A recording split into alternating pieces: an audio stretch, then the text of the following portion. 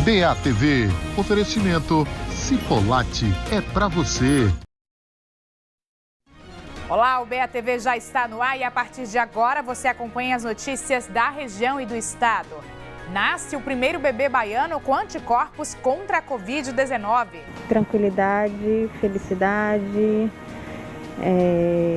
esperança, né, para que todo mundo alcance essa imunidade também. Veja ainda o avanço da Covid-19 em Mucuri, no extremo sul. Além do aumento no número de casos, o que tem preocupado bastante é o quadro clínico dos pacientes que têm chegado até as unidades de saúde.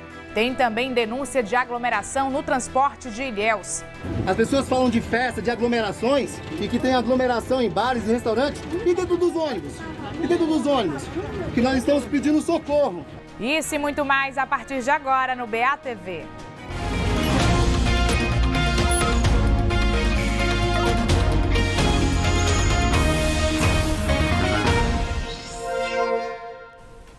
Boa noite. Os casos graves da Covid-19 têm aumentado em Mucuri, no extremo sul. Outra preocupação é com a quantidade de leitos disponíveis para tratamento da doença, que não tem sido suficiente para atender a todo mundo que precisa.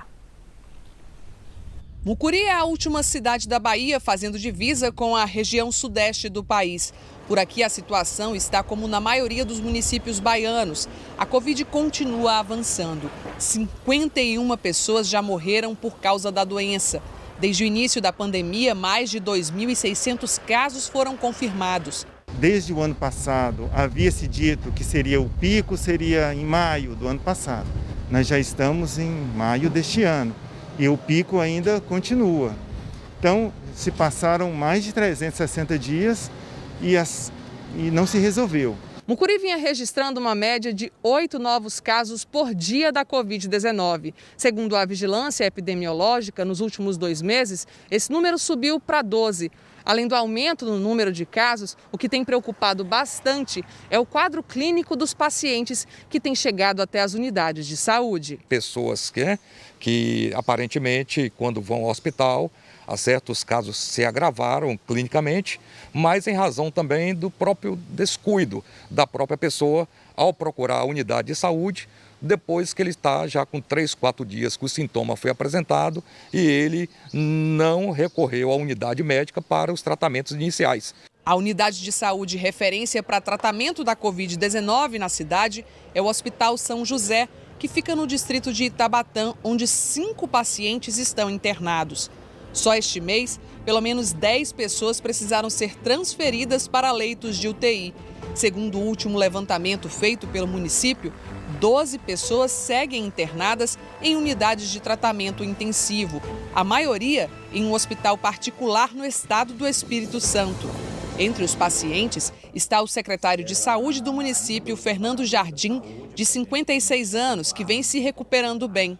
Mucuri registrou na semana passada um caso da nova variante P1, a de Manaus. Diante de tantos casos graves, aumenta a dificuldade para conseguir novos leitos. Nós estamos com um paciente lá no Hospital São José, que estamos há 2 dias aguardando, esse paciente está regulado, estamos aguardando vaga em todos os hospitais de enfrentamento de Covid do estado e até o momento não conseguimos a vaga para transferir esse paciente. Neste momento não há vaga de UTI disponível para que as pessoas possam ir e ser tratadas. Então está chegando aquilo que a gente já sabia antes. Está chegando o momento que o médico vai começar a decidir quem morre e quem fica vivo. Para tentar conter a disseminação do coronavírus, a Prefeitura segue apenas com os serviços essenciais. Já as áreas de saúde e limpeza seguem funcionando normalmente. A Câmara de Vereadores também está sem atendimento ao público. Se os casos não reduzirem, a Prefeitura não descarta o endurecimento das medidas restritivas. Para Carolina, já tivemos tempos demais para colocar em prática as medidas de prevenção. A gente já tem bastante informação, nós já estamos um ano nessa pandemia. Quais são as medidas que a gente deve tomar para poder conseguir sobreviver a isso. Eu acho que depende muito da prudência de cada um hoje em dia, para poder a gente não estar proliferando mais esse vírus, né? Isso mesmo. E esta tarde, o Núcleo Regional de Saúde Sul recebeu uma nova remessa de vacinas contra a Covid-19. Foram 61.520 doses do imunizante Oxford AstraZeneca. Segundo a coordenação do núcleo, as vacinas são exclusivas para a aplicação da primeira dose contra a doença. A região de Ilhéus recebeu 12.730 doses. A região de Itabuna recebeu 20.680 doses do imunizante. O município de Ilhéus ficou com 7.970 doses da vacina e Itabuna com 8.510 doses. No extremo sul também chegaram doses pelo aeroporto de Porto Seguro. O cronograma de vacinação dessas doses nos municípios ainda não foi divulgado, mas você fica ligadinho que a gente vai atualizando você aí ao longo dos nossos telejornais. Notícia boa da chegada da vacina de um lado e aglomeração de outro. Aí fica difícil, né? Passageiros do transporte semiurbano fizeram vídeos mostrando uma situação super complicada no ônibus que faz a linha Itabuna-Olivença em Ilhéus. Pessoas em pé, pertinho uma das outras. Não dá, gente, para nem se mexer, buzu lotado mesmo. A gente entrou em contato com a rota que faz o transporte semiurbano e a empresa informou em nota que mandou uma equipe verificar a operação dessa linha e que providenciou um veículo extra que passou a rodar desde ontem, no final da tarde. Disse ainda que, se for verificada a necessidade de mais horários, que vai reformular o esquema. Ainda falando de ônibus lotado, tá uma novela o transporte coletivo público em Ilhéus. Você tem acompanhado em nossos telejornais. As empresas não estão rodando com a frota toda e essa situação já foi parar na justiça. Enquanto isso, passageiros enfrentam muita aglomeração, principalmente nas linhas para a zona rural do município. Veja na reportagem. Passageiros aglomerados, todos espremidos dentro do ônibus. Essa é a linha de Sapucaíra, zona rural de Ilhéus. Pedimos socorro. E aí? E nós pedimos, olha só, eu tô até sufocado aqui dentro, entendeu? As pessoas falam de festa, de aglomerações, e que tem aglomeração em bares e restaurantes, e dentro dos ônibus. Que nós estamos pedindo socorro. Não é isso, pessoal? De acordo com os passageiros, desde que os ônibus voltaram a circular em Ilhéus em julho do ano passado, por meio de decreto municipal, as empresas estão operando com a frota de ônibus reduzida.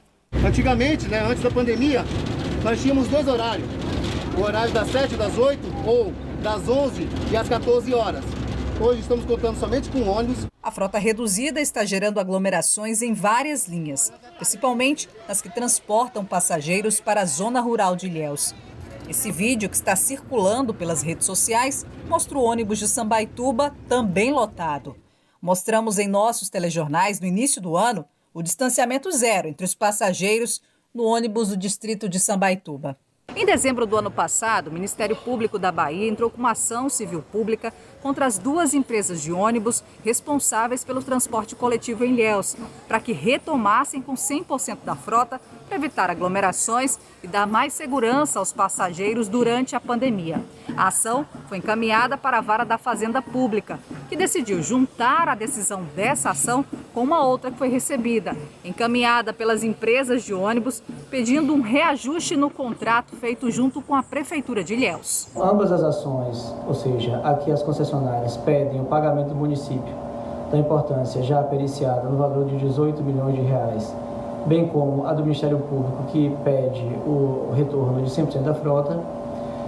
Já houve 3 audiências de conciliação e atualmente há uma minuta, ou seja, um rascunho de um possível acordo entre as concessionárias, o município e o Ministério Público, onde se pretende o pagamento gradual desse valor devido, em acordo a ser celebrado entre as partes, as concessionárias e o município, e com esse pagamento, bem como a eventual adequação do contrato, com diferenciação de tarifa urbana e rural, bem como supressão ou redução parcial do ISS, que é o Imposto sobre Serviços da tarifa dos ônibus, haveria o retorno gradual da frota.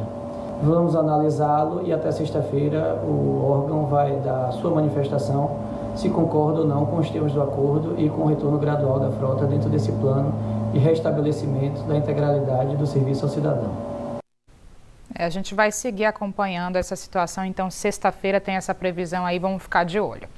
A prefeitura aqui de Itabuna liberou que músicos se apresentem ao vivo em bares e restaurantes da cidade. A medida foi acordada esta manhã numa reunião no Teatro Municipal Candinha Dória. O encontro foi para discutir o funcionamento desses estabelecimentos, respeitando os protocolos de segurança contra a Covid-19. Participaram do evento empresários ligados ao setor, representantes do comércio, além de artistas da cidade.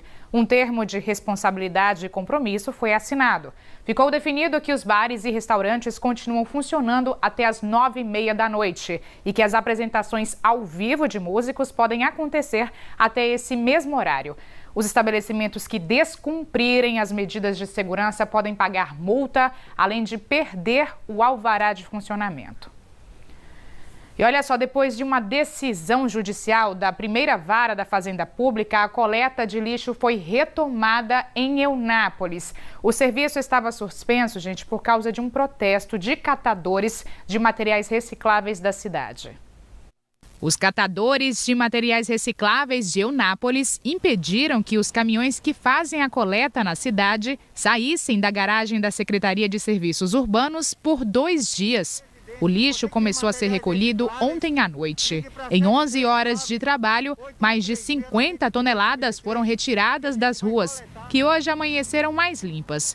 Os catadores queriam uma reunião com a prefeita da cidade para discutir a situação da categoria.